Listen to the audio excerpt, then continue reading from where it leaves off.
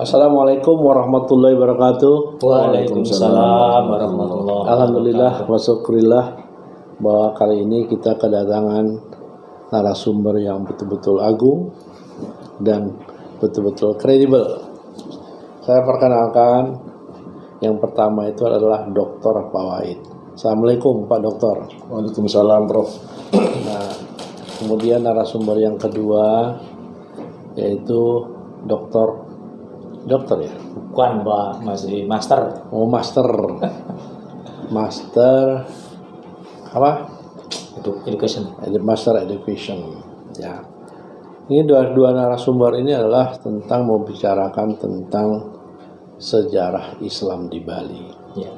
Memang waktunya tidak terlalu lama, tapi mudah-mudahan dari kedua belah pihak narasumber ini, Nur Hamid kemudian Bapak Fawaid, bisa memberikan pencerahan bagi masyarakat di Bali umumnya, masyarakat Islam untuk generasi yang akan datang.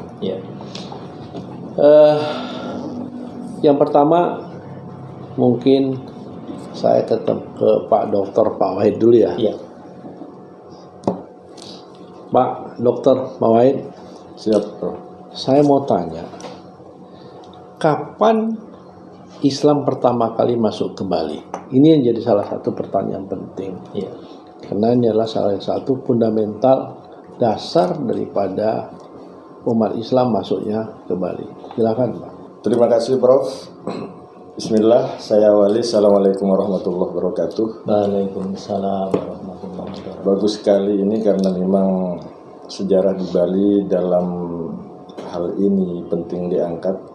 Walaupun banyak versi sumbernya, sehingga dalam forum ini kita sedikit akan menjelaskan bahwa pentingnya sejarah tidak harus menekankan kepada sejarah ini mau diarahkan kemana, tapi paling tidak kita tahu bahwa Islam ini sudah lama masuknya ke Bali. Ada yang mengatakan bahwa Islam masuk ke Bali itu di awal abad ke-11. Ada yang mengatakan Islam masuk ke Bali itu di awal abad ke-14.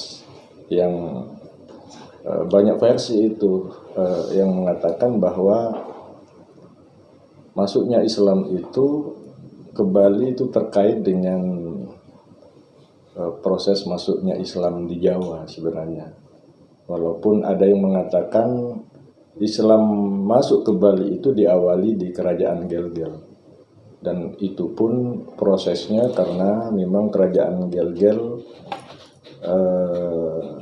punya hubungan erat dengan Majapahit waktu itu. Sehingga dalam konteks politik waktu itu mungkin ya karena memang kerajaan di Bali itu banyak, mau memperkuat di masing-masing kerajaan. Salah satu yang terbuka kepada pendatang itu adalah kerajaan Gelgel, sehingga ada sejarah yang mengatakan bahwa kerajaan Gelgel itu bawa yang namanya Raden Mutin. Raden Mutin itu yang dibawa ke Gelgel, kemudian mungkin menjadi salah satu pasukan yang ada di kerajaan itu yang membawa kekuatan di kerajaan Gelgel, sehingga dikasih tempat lah di sana, sehingga sejarahnya sekarang sampai ada masjid yang dibangun itu dari zaman kerajaan itu katanya. Begitu Pak. Oh demikian ya. Jadi Islam itu masuknya pertama sekali ke Bali itu di kerajaan Gelgel. Ya. Nah kemudian tetapi ada sebagian orang mengatakan bahwa masuknya Islam di Bali itu bukan dari Jawa saja, tapi ada di kerajaan Goa. Nah kemudian ada lagi dari Arab. Nah ini kira-kira mana yang benar? Mungkin kalau bisa Pak Nur Hamid yang menerangkan, silakan. Baik. Assalamualaikum warahmatullahi wabarakatuh. Terima kasih Prof, kita bisa bincang-bincang tentang masuknya Islam di Bali, tentang Islam di Bali. Sebelum saya menjawab, izin saya menyampaikan bahwa memang sebetulnya seperti dialog seperti ini akan lebih baik karena Prof mungkin juga lebih lama tinggal di Bali dibanding saya. Nah, saya bisa merasakan ya, saya pernah tinggal di Buleleng 4 tahun, di Karangasem 7 tahun. Ya pokoknya kita keliling lah bagaimana denyut kehidupan Muslim di Bali itu memang terasa bahwa umat Islam di Bali itu faktanya memang sudah lama ada.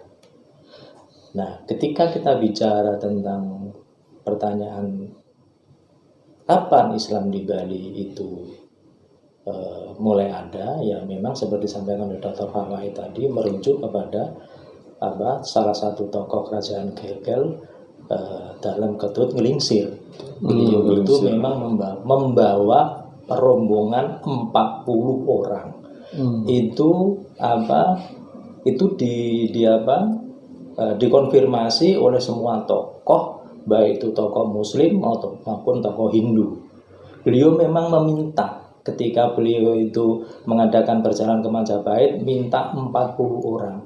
Salah satunya wanita, namanya Fatimah. Fatimah ikut itu kepingin mengislamkan Ketut Nglingsir, tapi nggak berhasil. Nah, dari 40 itu, yang 2 dimintain tolong sama Raja Anak Agung Ketut Karangasem karena di Budekeling itu ada peristiwa sapi ngamuk itu dikirimlah 2 orang dari Gel-Gel itu, namanya Raden Abdul Jalil dan Ibrahim. Nah, Raden Abdul Jalil itu masuk ke Budekeling menyelesaikan tugas yang diberikan oleh Ketut Nglingsir itu, tapi beliau nggak balik. Nah, Ibrahim ini nggak sampai ke mana? Ke Budekeling nggak. Beliau nyampenya di di daerah Bungaye. Dan sampai sekarang masih ada itu Muslim di situ tapi nggak banyak. Nah, terkait dengan dengan tadi Prof menyampaikan ada dari Goa, itu hubungannya dengan Muslim yang di Jembrana. Di Jembrana iya, tapi itu kalau sepengetahuan kami itu Muslim Jembrana itu lebih dulu di Karangasem. Kalau di Jembrana ada 3 gelombang itu. Ada yang dari Makassar, dari Goa, terus dari Pontianak. Dari Pontianak itu yang Sarif Tua itu, yang pendiri Kampung Islam Loloan itu Sarif Tua itu dari Pontianak. Termasuk siapa itu yang teman kita yang sering diskusi di sini, Pak Hud itu salah satu keturunnya Sarif Tua dari Pontianak.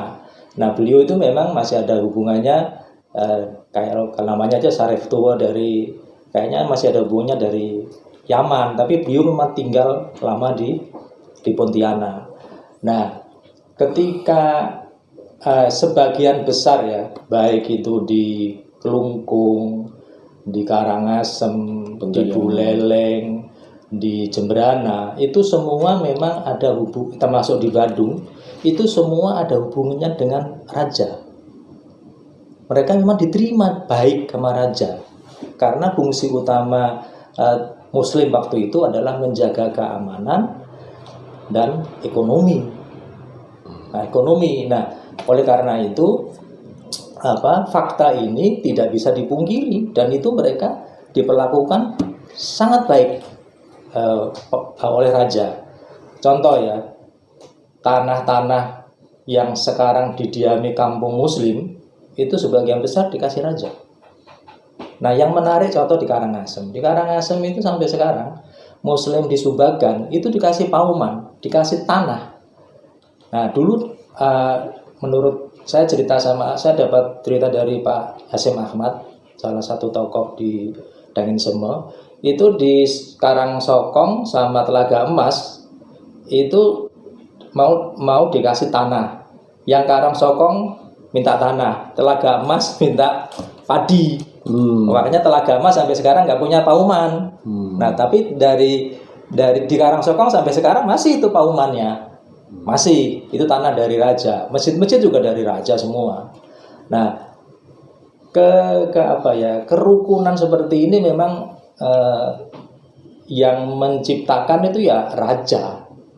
Nah kalau di Karangasem memang dari suku Sasak, itu Karangasem. Dari apa?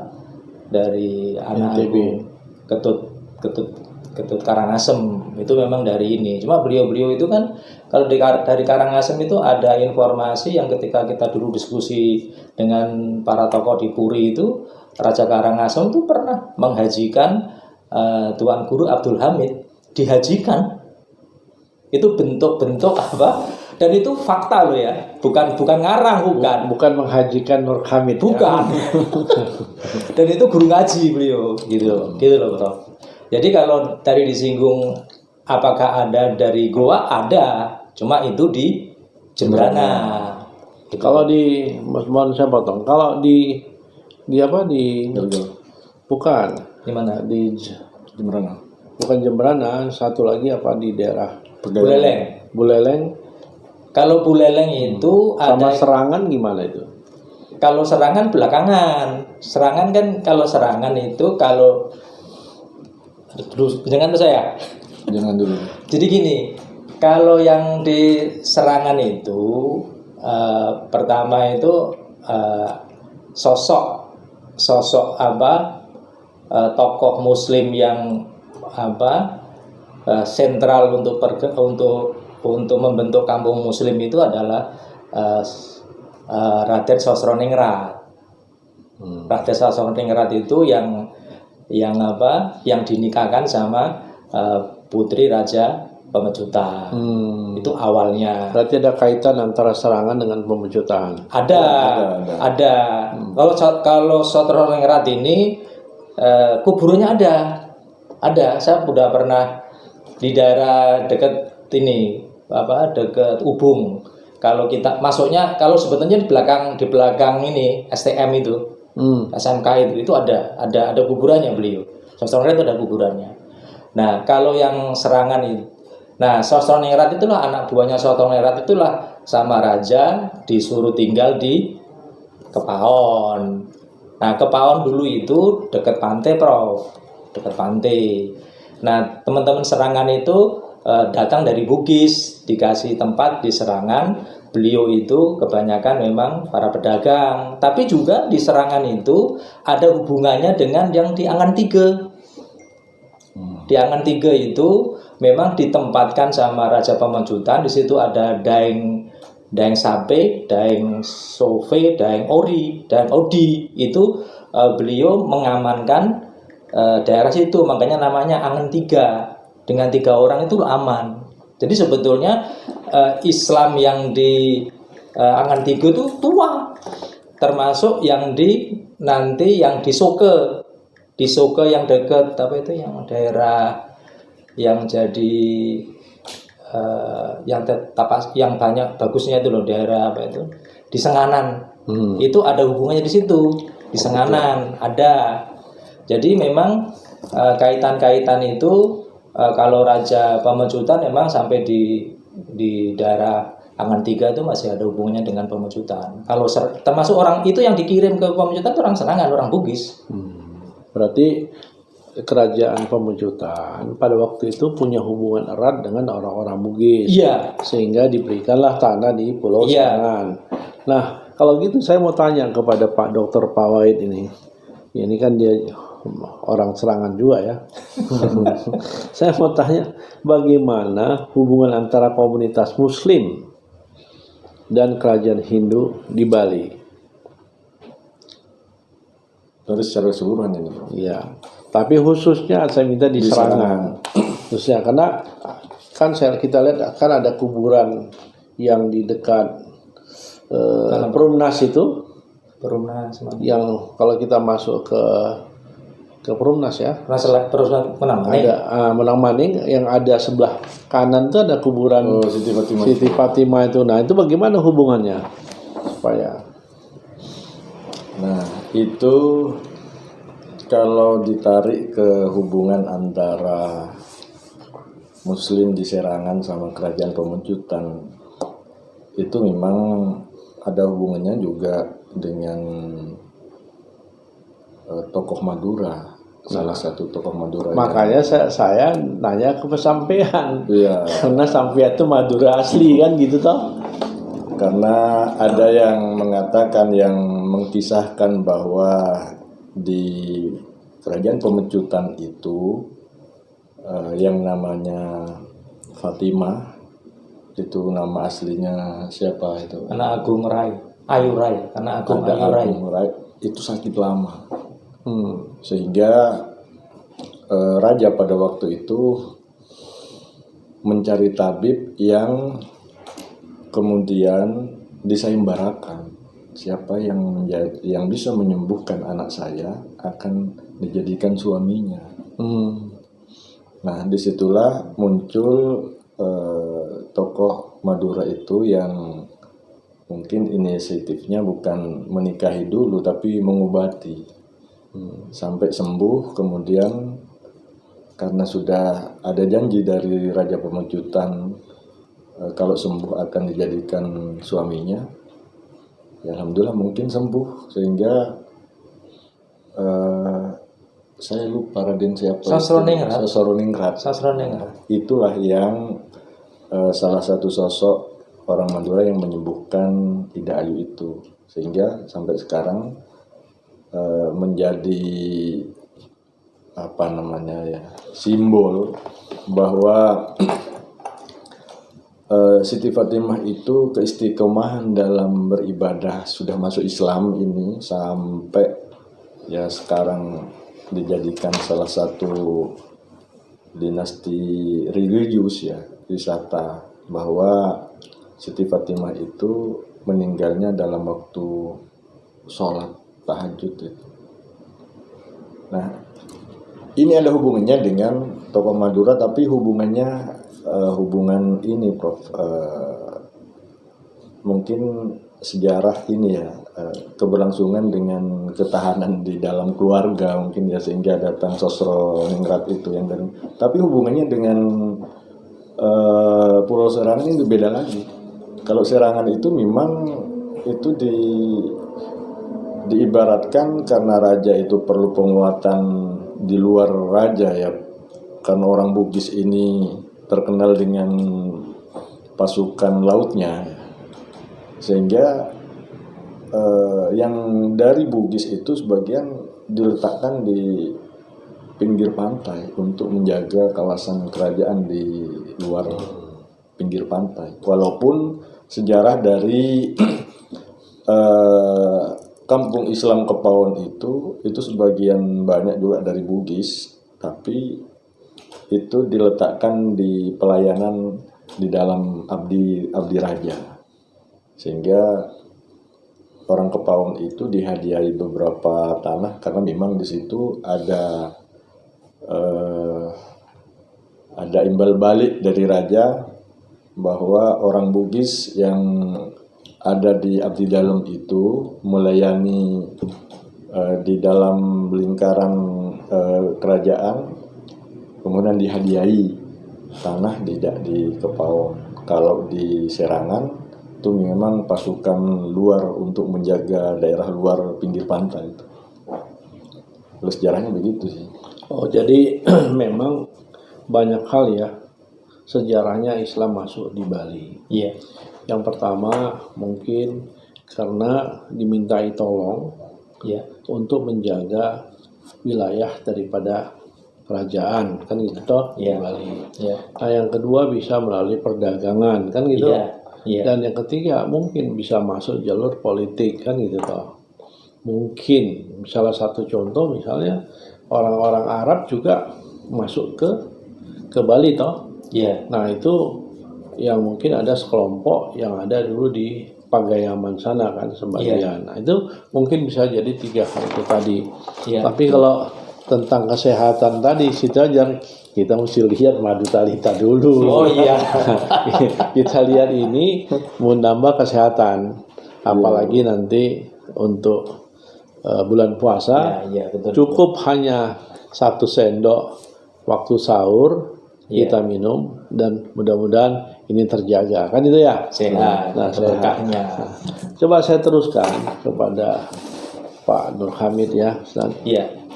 Siapa kira-kira tokoh-tokoh yang berperan dan masuknya umat Islam ke Bali? Kalau tokoh dalam artian masuknya Islam ke Bali sebagian besar memang kalau yang tadi di Kelungkung itu di bawah raja, ada tokoh namanya Abdul Jalil, tapi beliau nggak pulang kan. Beliau itu meninggalnya juga di Sareng Jawa, ada kuburannya. Di Sarang Jawa tuh di Di Karangasem, Bodokeling, gitu. Bodokeling. Kalau di Karangasem itu juga raja. Ya, Raja Karangasem. Cuma memang ada guru-guru ngaji yang tadi saya sebut, Abdul Hamid, terus guru-guru yang lain juga orang Yaman datang. Sampai sekarang juga banyak di daerah Bangkras itu kan juga banyak orang Yaman di situ. Tapi beliau memang guru ngaji. Kalau yang di Kelungkung ada. Sebentar Pak Nur Hamid ya. Itu ada satu komunitas Iya. di Bangli. Itu komunitasnya semua orang Islam. Itu gimana? Yang di mana? Kalau di Bangli Di gini, Bro. daerah Bangli. Di Bangli itu Muslim di Bangli itu sepengetahuan saya nggak ada hubungannya dengan raja. Oh. Nggak ada.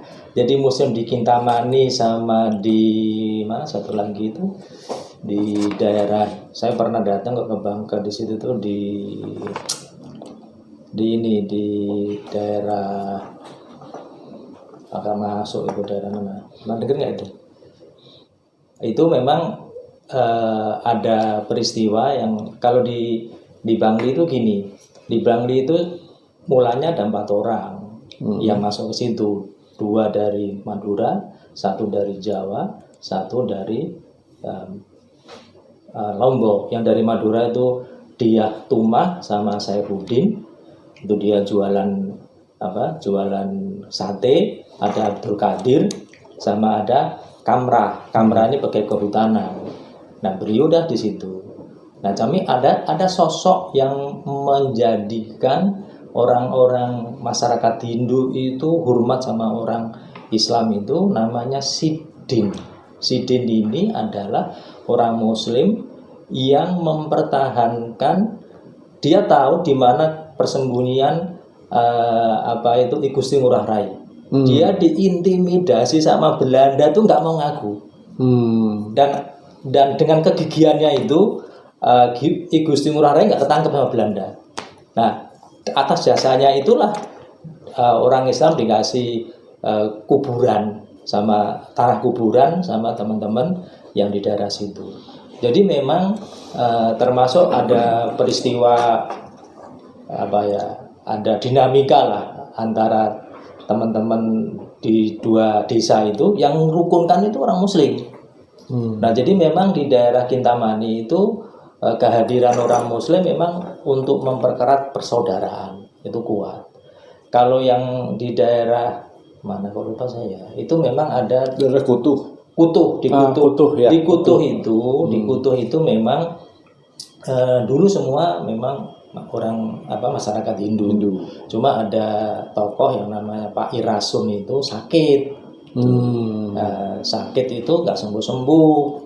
Nah, itu terkonfirmasi bahwa memang itu betul sosok Irasun itulah yang satu keluarga itu masuk Islam terus berkembang. Dan itu mereka sampai sekarang rukun baik. Kalau kita pernah ke sana dalam artian atas nama Bimas Islam, datang itu disambut di Bali Banjar, kumpul teman-teman Muslim, teman-teman Hindu di situ bareng, makan makanan ciri khas Bali yang dimasak sama orang Islam, semua baik di situ. Itu nggak ada masalah, baik. Di Kutuh ya. Di Kutuh. Nah, saya pernah ini juga. Kalau tokoh-tokoh yang berperan di negara itu beda. Di negara memang yang tadi ada, di negara itu kan ada, saya menggunakan ini aja ya, menggunakan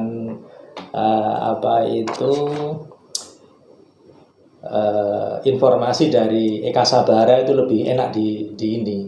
Jadi ada 3 gelombang masuk di situ.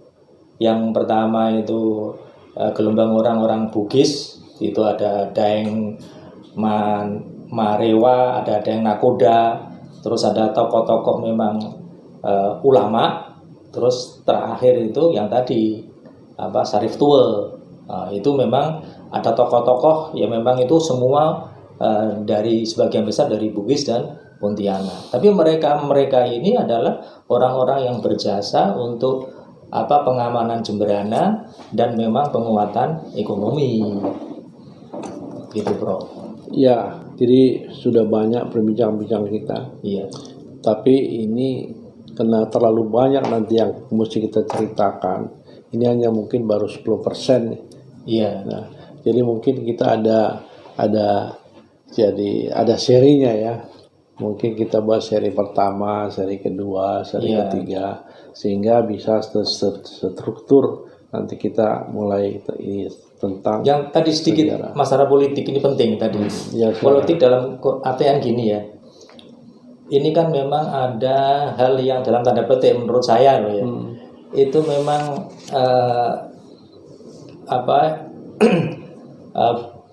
Gusti Ngurah Panji Sakti ini memang orang hebat. Beliau itu membentuk namanya pasukan Taruna Goa. Itu isinya itu macam-macam. Ada masyarakat Bali, ada Jawa, ada Madura, ada Bugis. Dan ini pasukan hebat. Bisa mengalahkan Belambangan, bisa mengalahkan sampai di sampai di Pasuruan. Dan itu membuat Raja Mataram ketar-ketir. Akhirnya Raja Mataram mengirim utusan pakai gajah itu. Nah, itulah cikal bakal dari Pegayaman. Jadi itu ada, kalau itu disebut faktor politik perang, itu memang ada, dan itu dilakukan oleh I Gusti Panji Sakti. Tapi beliau kan memang karena beliau memang lahir besar di Kelungkung, ya beliau udah punya pengalaman dari nenek moyangnya yang bisa strateginya itu sudah punya, jadi pinter ini. Dan itu diakui di ada pasukan Taruna Gao Elang Muda, tapi menyebutnya Taruna Gao. Itu ada memang, dan itu hebat. Ya, berarti kita sudah lama bincang-bincang ini. Ya. Pak Ustadz Nur Kamil, kemudian Pak Dr. Fawaid. Nah, ini memang karena waktu yang terbatas. Dan nanti kita akan ada seri pertama. Ini kita bicara secara umum saja. Iya. Nanti ada seri kedua, mulai kita mengkhususkan per wilayah. Siap. Jadi misalnya wilayah Karangasem, bagaimana Islam masuk ke Karangasem. Iya. Wilayah Kelungkung, bagaimana Islam masuk ke Kelungkung.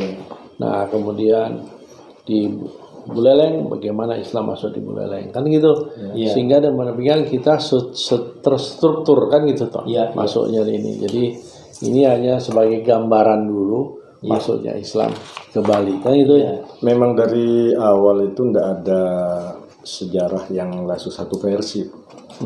Jadi banyak berbagai versi itu masuknya Islam dari abad kesekian, abad kesekian, dan makanya kita ini teman-teman berlomba-lomba nulis sejarah awal masuknya Islam itu ya hanya kepingin tahu yang sebenarnya, cuma kan tidak bisa dikaitkan dengan ya politik, mungkin dengan unsur kelompoknya sendiri. Ini kan kadang karena sejarah itu subjektif, tergantung siapa yang mau bercerita. Kalau diarahkan ke kelompok ya mungkin beda lagi. Kalau diarahkan, tapi yang jelas kan ada versi akademiknya yang ilmiah ya, mungkin dari situ. Yang menarik saya pernah ada seminar bahwa stempel Raja Kelungkung itu bertuliskan dengan lafal Arab cuma dengan aksara Bali. Itu bisa dibuktikan, yang meneliti itu Ahmad Bashir dari Makassar, dan bukunya ada. Nah, itu salah satu situs salah satu indikasi atau tanda bahwa masuknya Islam di awal itu di Galgal. Ya, salah satu stempel yang bertuliskan Bismillah dengan aksara ini. Cuma orang banyak nggak paham mungkin. Karena Ahmad Basu bilang mirip dengan aksara Bali, tapi kalau kita baca itu sebenarnya Bismillah. Ya, jadi terima kasih Pak Dokter ada pencerahannya sama Pak Nur Hamid ya. Itu yang seperti tadi. Jadi sebelum kita tutup, mungkin ada konklusi dari Pak Dokter Pawait maupun Pak Nur Hamid. Silakan Pak Pawait. Kalau saya menganggap bahwa pentingnya sejarah ini itu apa namanya ya, closing statement saya ada pepatah Arab itu yang mengatakan bahwa man laisa lahu ardun laisa lahu tarikh wa man laisa lahu tarikh laisa lahu dzikr. Jadi barang siapa yang tidak memiliki tanah air ya maka tidak memiliki sejarah.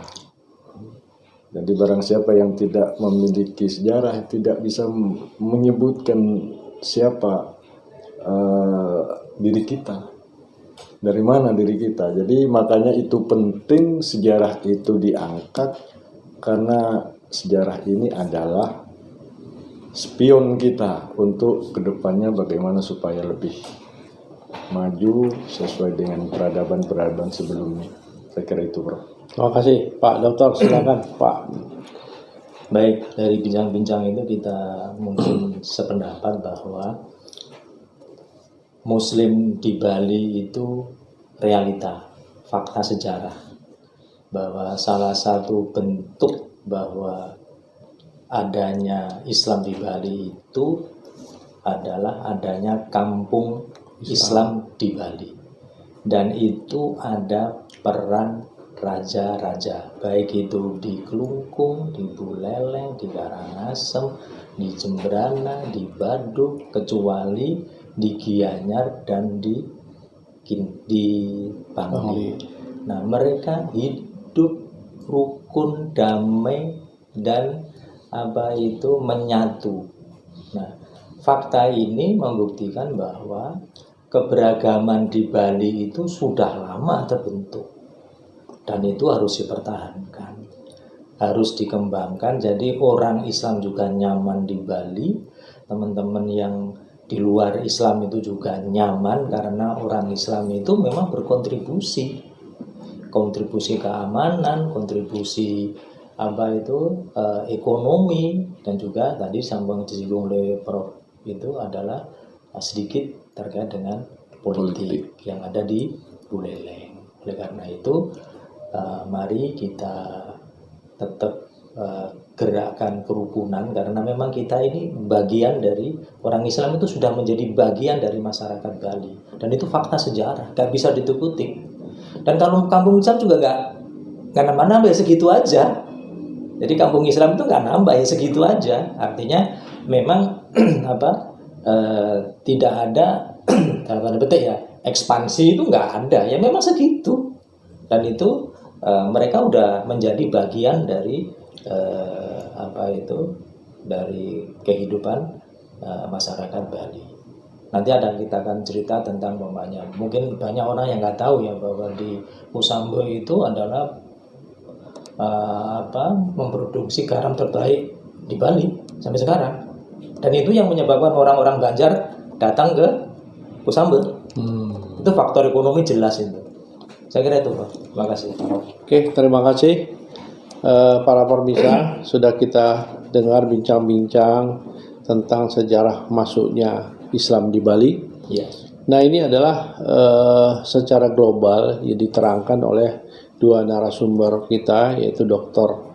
Pawait dan kemudian Ustadz Nur Hamid.